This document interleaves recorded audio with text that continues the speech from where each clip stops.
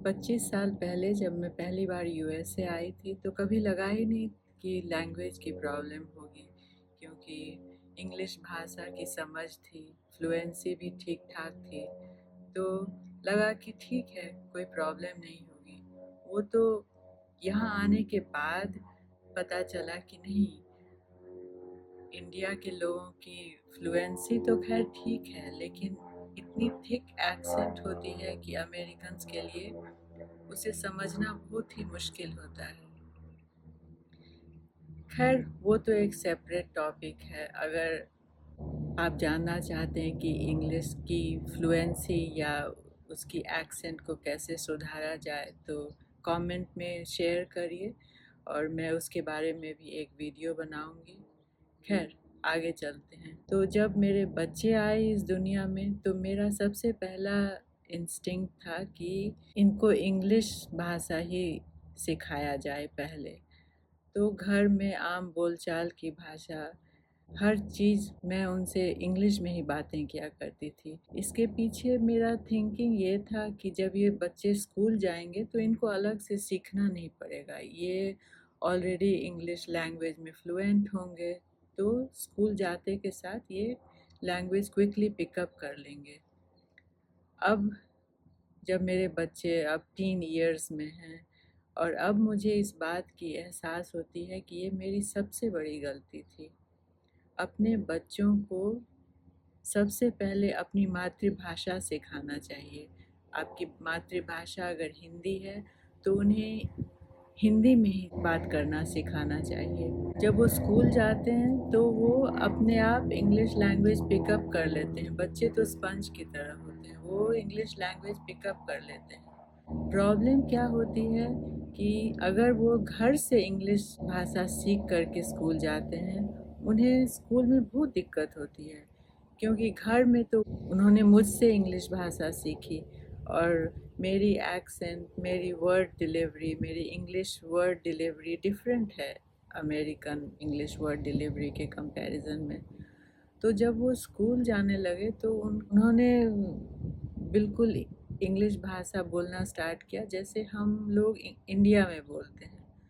और काफ़ी बच्चे जो अमेरिकन बच्चे थे वो उनको समझ नहीं पाते थे।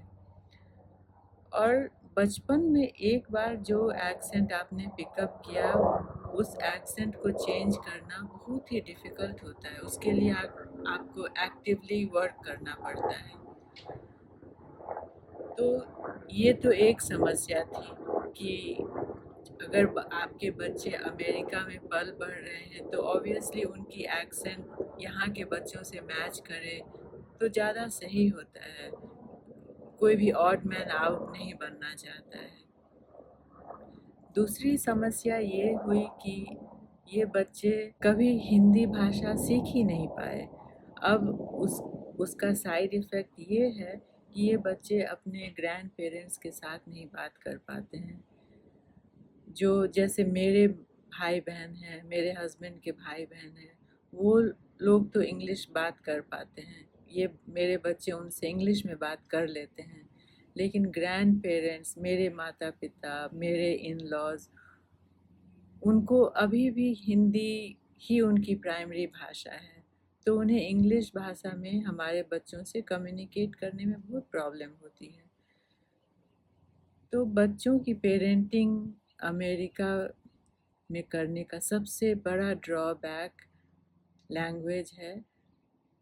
और हर इंडियन माता पिता से मेरी ये रिक्वेस्ट है कि अपने बच्चों को अपनी मातृभाषा सिखाएं सबसे पहले।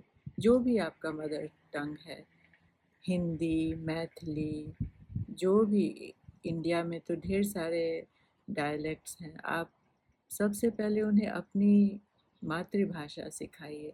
इंग्लिश वो पिकअप कर लेंगे समहाउ, एनीवे वो पिकअप कर लेते हैं, लेकिन आपकी मातृभाषा वो नहीं पिकअप कर पाएंगे स्कूल में।